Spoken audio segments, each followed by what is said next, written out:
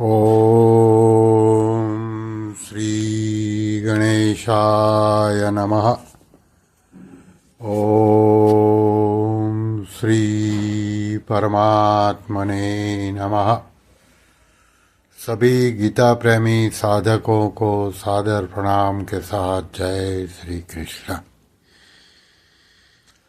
आप सभी को नम्र निवेदन है कि आप भी गीता के प्रचार प्रसार में सहयोग दें।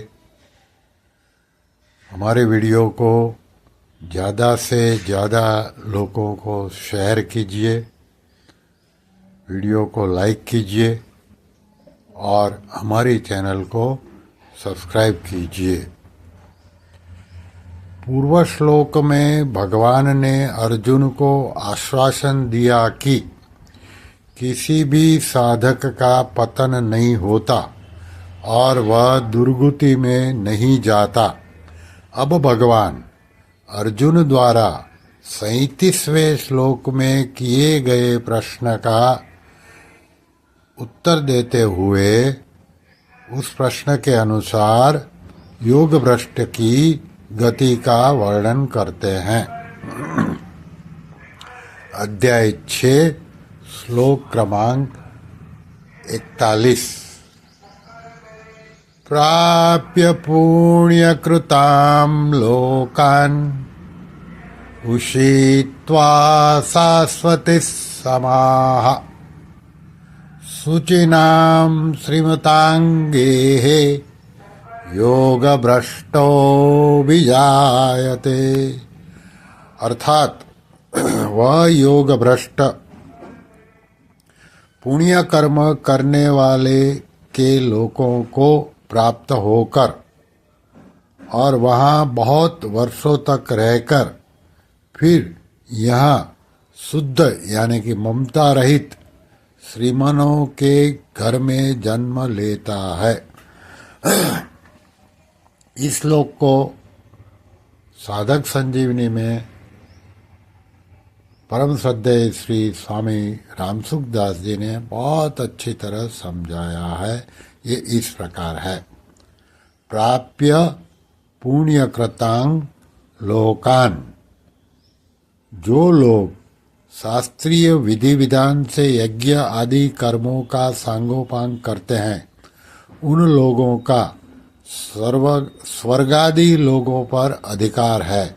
इसलिए उन लोगों को यहाँ पुण्य कर्म करने वाले लोग कहा गया है। तात्पर्य है कि उन लोगों में पुण्य कर्म करने वाले ही जाते हैं, पाप कर्म करने वाले नहीं। परंतु जिन साधकों को पुण्य कर्मों के फल स्वरूप सुख भोगने की इच्छा नहीं है, उनको वे स्वर्गादि लोक विघ्न रूप और मुक्त में मिलते हैं।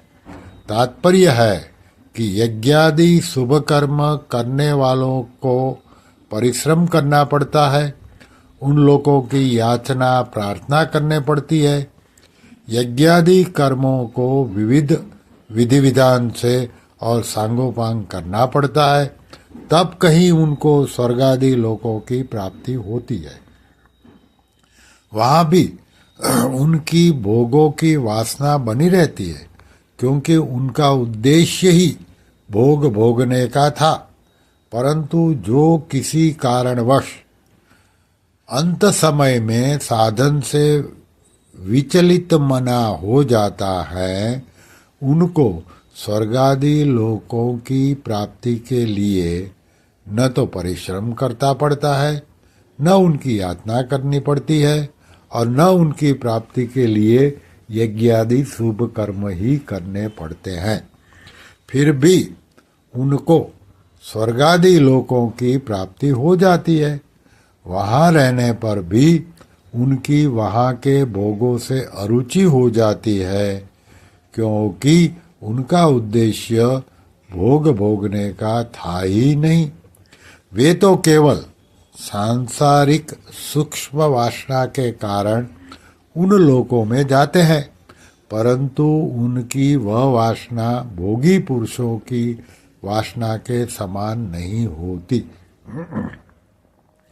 जो केवल भोग भोगने के लिए स्वर्ग में जाते हैं, वे जैसे भोगों में तल्लीन होते हैं, वैसे योग भ्रष्ट तल्लीन नहीं हो सकता।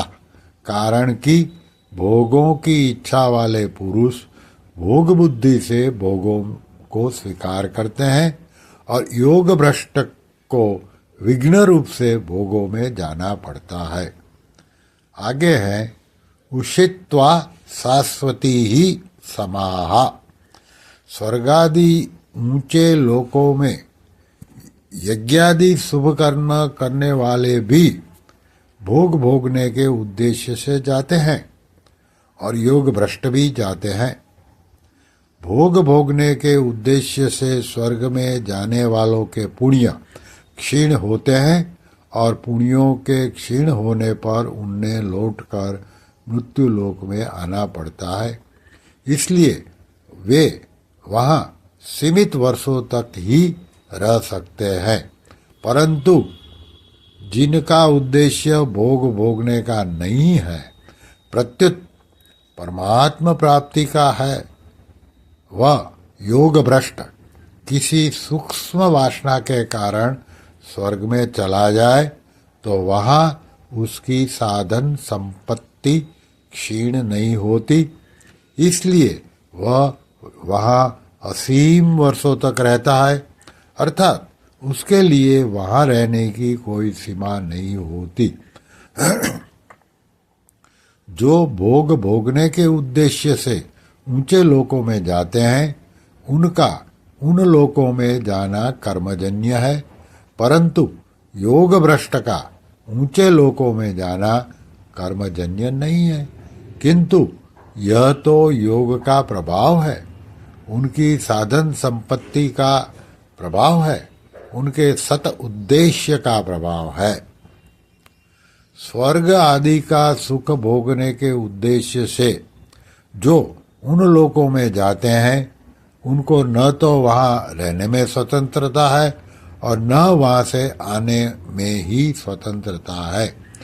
उन्होंने भोग भोगने के उद्देश्य से ही यज्ञादि कर्म किए हैं, इसलिए उन शुभ कर्मों का फल जब तक समाप्त नहीं होता तब तक वे वहाँ से नीचे नहीं आ सकते और शुभ कर्मों का फल समाप्त होने पर वे वहाँ रह भी नहीं सकते। परंतु जो परमात्मा की प्राप्ति के लिए ही साधन करने वाले हैं और केवल अंत समय में योग से विचलित होने के कारण स्वर्ग आदि में गए हैं, उनका वासना के तारतम्य के कारण वहाँ ज्यादा कम रहना हो सकता है, पर वे वहाँ के भोगों में फंस नहीं सकते। कारण कि जब योग का जिज्ञासु भी शब्द ब्रह्म का अतिक्रमण कर जाता है, 6 अध्याय के 44वें श्लोक में जो बताया, तब वह योग भ्रष्ट वहाँ फंस ही कैसे सकते हैं। आगे है शुचिनाम श्रीमंतांगेः योग भ्रष्टो विजायते। स्वर्गादि लोकों के भोग भोगने पर जब भोगों से अरुचि हो जाती है, तब वह योग भ्रष्ट लौटकर मृत्यु लोक में आता है और शुद्ध श्रीमंतों के घर में जन्म लेते हैं। उसके फिर लौटकर आने में क्या कारण है? वास्तव में इसका कारण तो भगवान ही जाने, किंतु गीता पर विचार करने से ऐसा दिखता है कि वह मनुष्य जन्म में साधन करता रहा, वह साधन को छोड़ना नहीं चाहता था, पर अंत समय में साधन छूट गया। अतः उस साधन को जो महत्व उसके अंतःकरण में अंकित है, वह स्वर्गादि लोकों में भी उस योग भ्रष्ट को अज्ञात रूप से पुनः साधन करने के लिए प्रेरित करता रहता है, उकसाता रहता है। इससे उस योग भ्रष्ट के मन में आती है कि मैं साधन करूं। ऐसी मन में क्यों आती है, इसका उसको पता नहीं लगता। जब श्रीमानों के घर में भोगों के परवश होने पर भी पूर्व जन्म का अभ्यास उसको जबरदस्ती खींच लेता है, जैसा कि 6 अध्याय के 44वें श्लोक में बताया, तब वह साधन उसको स्वर्ग आदि में साधन के बिना चैन से कैसे रहने देगा। अतः भगवान उसको साधन करने का मौका देने के लिए शुद्ध श्रीमानों के घर में जन्म देते हैं, जिनका धन शुद्ध कमाई का है, जो कभी पराया हक नहीं लेते, जिनके आचरण तथा भाव शुद्ध हैं, जिनके अंतःकरण में भोगों का और पदार्थों का महत्व, उनकी ममता नहीं है, जो संपूर्ण पदार्थ, घर, परिवार आदि को साधन सामग्री समझते हैं, जो भोग बुद्धि से किसी पर अपना व्यक्तिगत आधिपत्य नहीं मानते हैं, वे शुद्ध श्रीमान कहे जाते हैं। जो धन और भोगों पर अपना आधिपत्य जमाते हैं, वे अपने को तो उन धन और पदार्थों का मालिक मानते हैं, पर वो हो जाते हैं उनके गुलाम, इसलिए वे शुद्ध श्रीमान नहीं है। श्री कृष्ण शरणम मम, श्री कृष्ण शरणम मम, श्री कृष्ण शरणम मम। ओम